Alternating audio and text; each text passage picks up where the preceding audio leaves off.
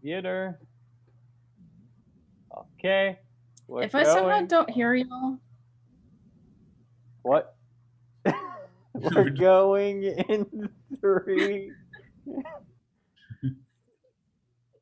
We're going in 3. What? If I somehow don't hear, if I don't hear y'all through this, it's my internet. All right. Yep. So just message me or something if I somehow die and I don't reel it and I don't somehow see it. I don't know. Okay. All right. We're going in 3, 2, 1. Hello and welcome to another chat with the creators of Roll for Initiative. I'm Dylan, creative director. With me today we have... I'm Michael, lead designer.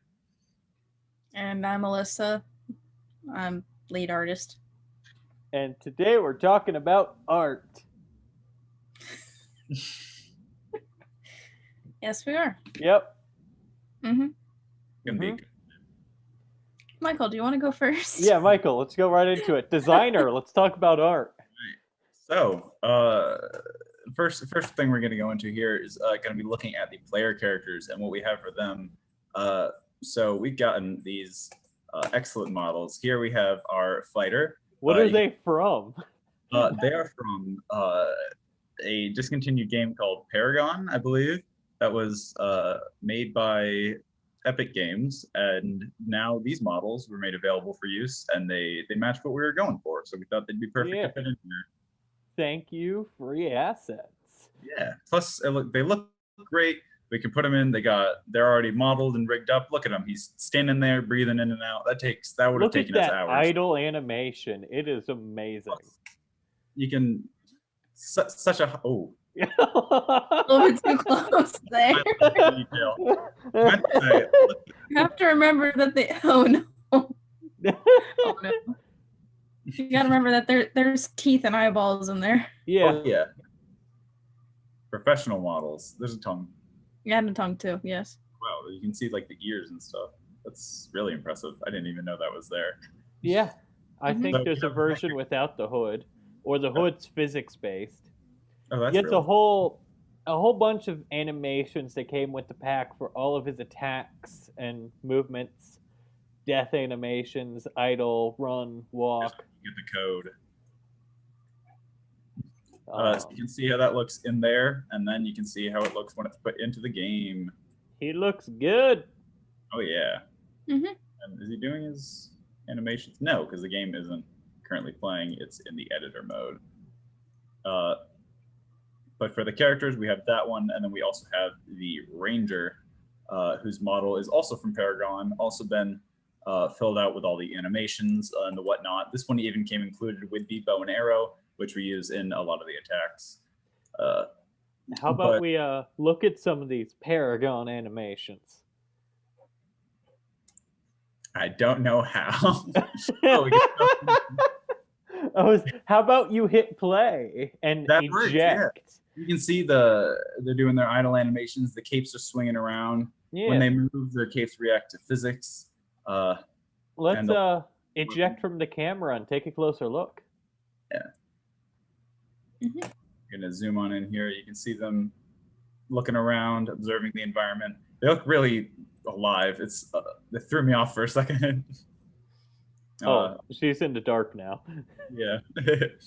Yeah. Let me bring everyone into the light and check out what's going on. Well, he's no longer in the light. What's going on?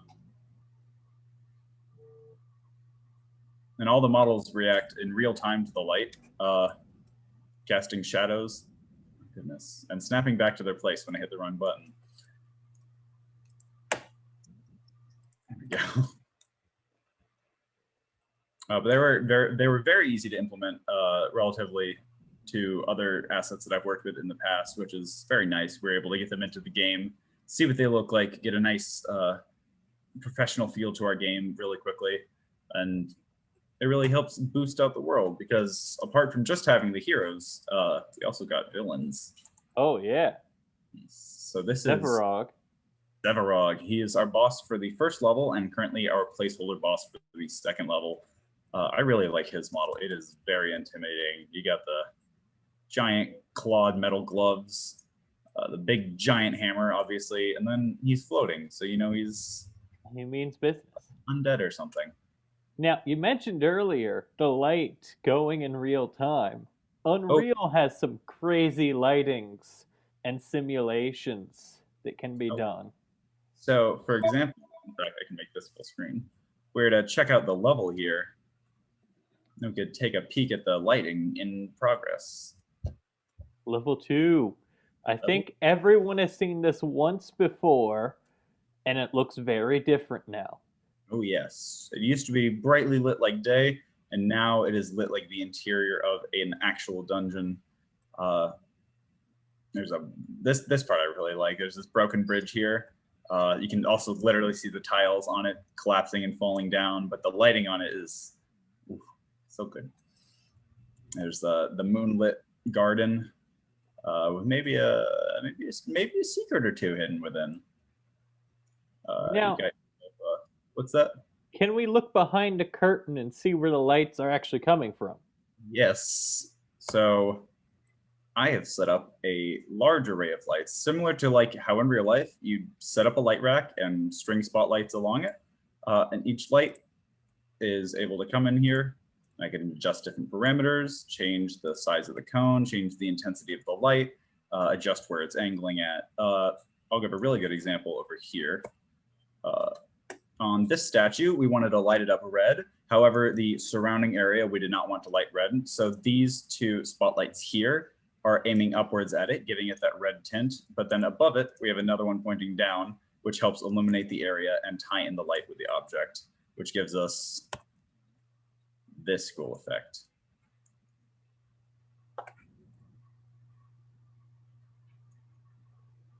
That is awesome. Always like showing off how it's all done. And you can see the vast number of lights. And as for putting how those models look in between scenes and how those models look at first and then putting them into the scenes, we have a great example here. These little terracotta army warriors. This was made by an artist and created specifically for this game. And you can see the little statues made of their white clay when put into the game.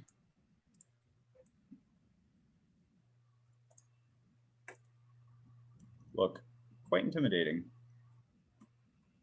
This room is a combination of knight's armor and then the terracotta warriors with the lighting all around, giving them that intense look with Severog waiting at the back. I like the spotlight on him we just added in. Oh, yeah. And there he is in all his glory. Makes quite a formidable boss. But each of these you can see is lit up. It's got shadows all around, intricate detailed lighting. And it's still a work in progress. This area has yet to be lit up. This area still needs some work, but it's another one of these moonlit areas. And the graveyard needs to be lit up just a little bit, but there's a lot of cool lighting that I'm very proud of in this level. Yeah, it definitely looks amazing. The more light we add in, the more changes, the more alive it feels. Mm-hmm. It's definitely starting to feel like it's really coming close to finishing. Can also give a quick sneak peek of these creepy looking enemies in the second level. Compared to the very normal British bandits of the first. Yes. And as a game designer, if I may, talk a little bit about the lighting design. It's you can look at the level from up top and kind of see a path through. This kind of general areas where you start, and you can head off to either one of these branches to try and make your way through the level. I won't give away spoilers of the level, but this bridge here is broken, so it's not going to be a straightforward path. And of course, it ends with the Severog fight. Actually, I don't think this level is a Severog fight. No, this is Ice Queen. Yes. Awesome. So that is a look inside the Unreal Engine and lighting. Yes. Now let's go over to Alyssa and take a look at our Death Knight. Yep, right here we have the Death Knight and Maya. I set up this little scene just to make sure his textures were working, and they do, and I think they look pretty good. Just gotta give this a little bit of a second to render it out. Our fully textured and modeled icy Death Knight. And he also has a rig that's in progress too, which we can also show. Yeah. We won't do that one fully rendered. Oh God. Right here. So yeah, let me just pull that up real quick and then I can show y'all his rig so far. Just give me 1 second.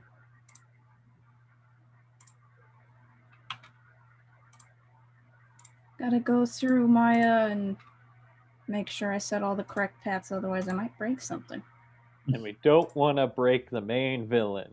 No, we've had... Rather not. A lot of work is being done on him right now. I say that, and they both get very worried. Oh no. We're professionals. It's not that we don't break anything, it's that we know how to fix what we break.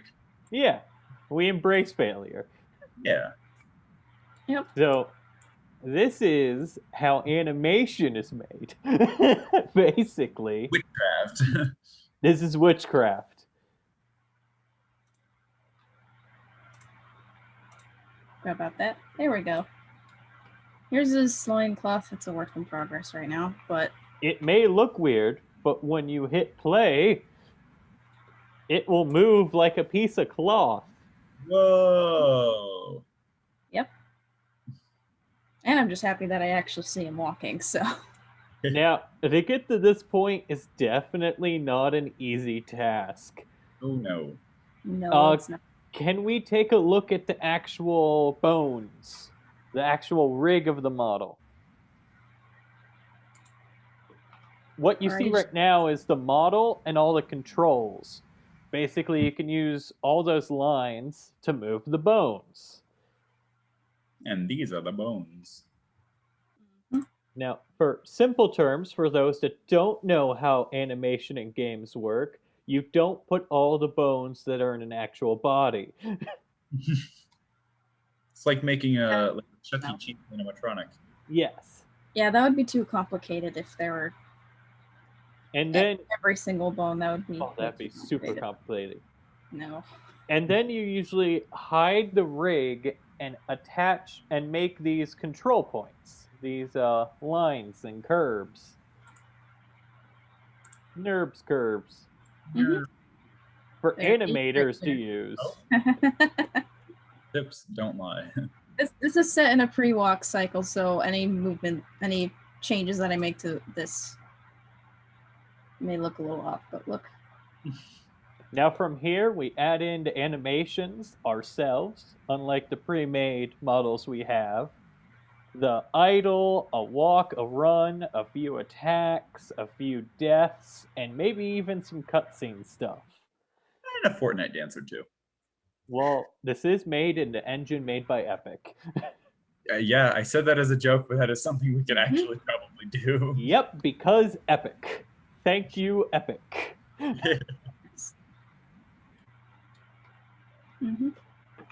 Well, that's all the progress that I could show on the Death Knight so far.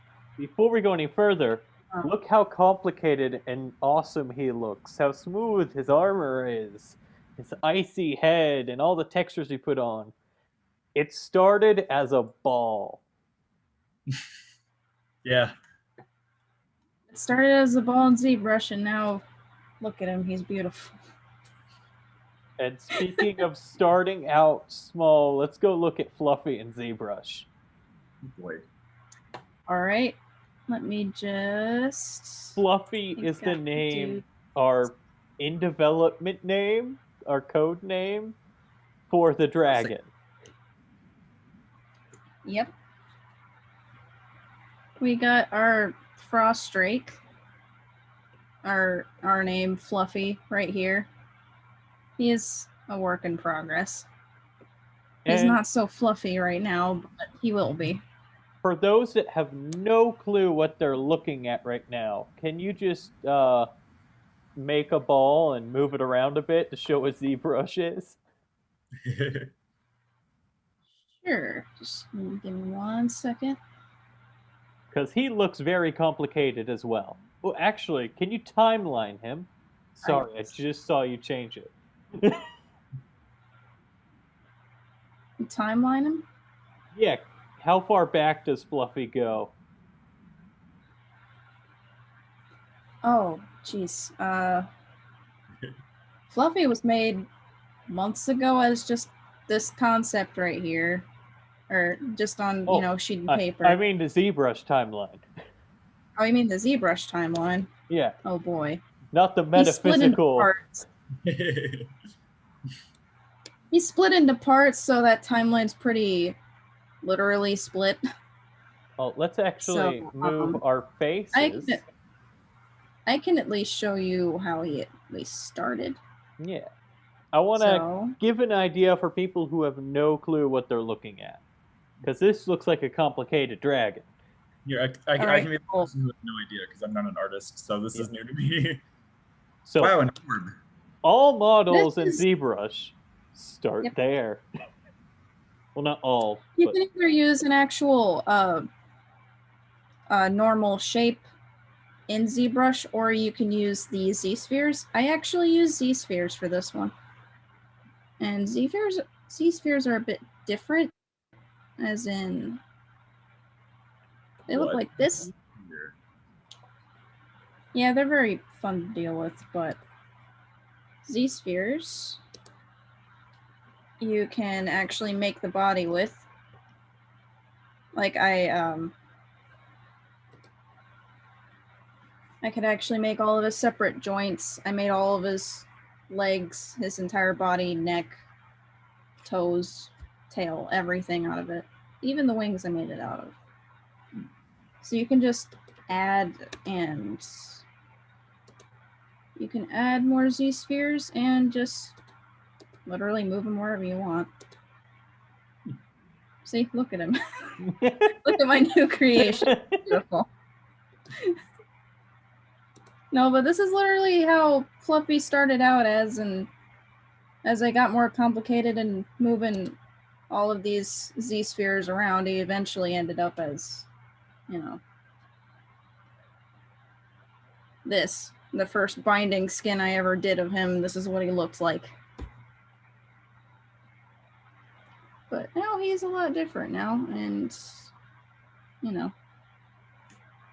in his full glory as you saw earlier. Yeah, let's take another look at the current version of Fluffy. I might have to reload it. Break it. No, I don't want to save changes. There we go. And there. There we go. Fluffy started with a Z-sphere, and now it looks like that. Started from the bottom, now we sphere. Yep. From the sphere side, it's a little bit easier. It's literally like working with clay. So all I gotta do is do this. Find that. Should I say the rest of it? I can just use all the ZBrush tools just to manipulate this however I want. Whoa. So, I mean, literally, as I said, it's just it's literally like working with clay. Of course, there are many more, There's a lot more tools, but that is the very basic way of putting art. Yep. This is one way to do it. How we get characters. Oh god, now you got a plague mask. Yeah, now I have a very simple plague doctor mask. Yeah, it looks like just allow me to. Oh wow. It's an anteater. Very angry. There you go. Whoa, that was a cool time lapse. Thank you, internet. Yes. But there you really have it. That's how Fluffy started. Nice. And pretty Yes. soon we'll have Fluffy, and well, I won't say pretty soon. At some point we'll have Fluffy and Death Knight in the game, just like the Paragon assets, fully textured and rigged with a whole bunch of animation sets. Mm-hmm. And then we could put them under lights and say, "Hey, we got a dragon." Yep. That's where I come in with the lighting.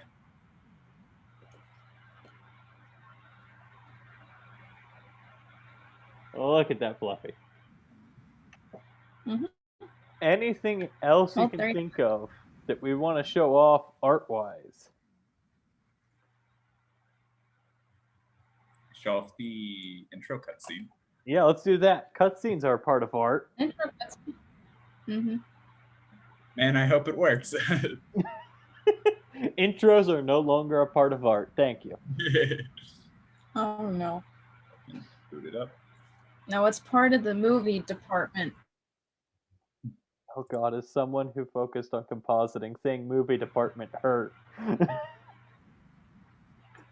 Mm. Ooh, ah. Ooh.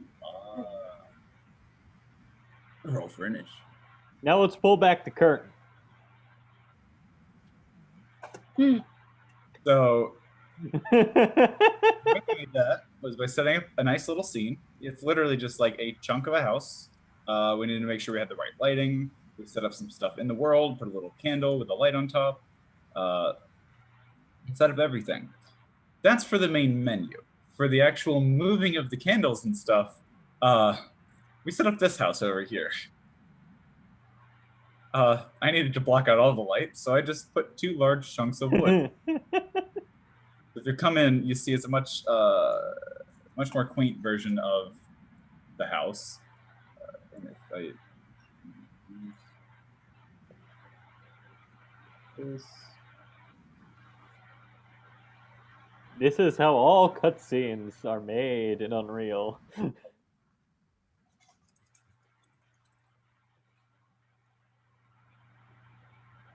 Set up the scene, set up the lights.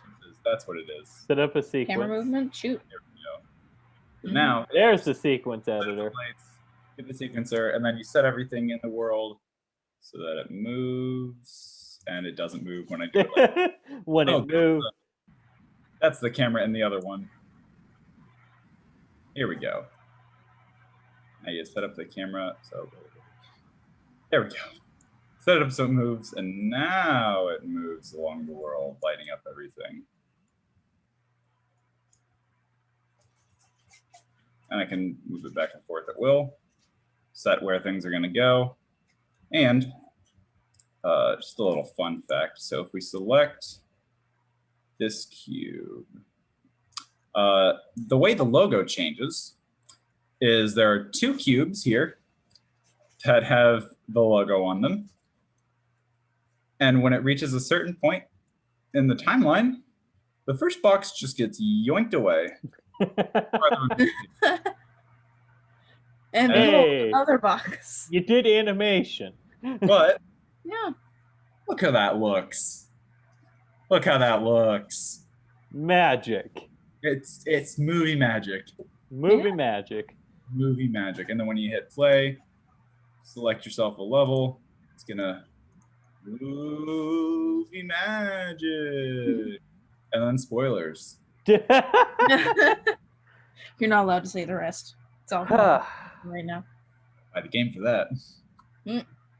Well, I think that's everything art-wise. I think. Double checking my head. That's all Yes. that we have up to date so far. So. Yeah.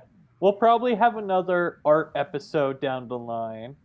But Yeah. I do believe next week we're talking about boss mechanics. Ooh, fun. I think I've said that 3 weeks in a row, so Well, we'll have a very long talk about it then. I know. We're gonna just talk about how you fight bosses in D&D. Oh boy. Yeah, Definitely not dogpile them. it's about time for another D&D video. Mhm.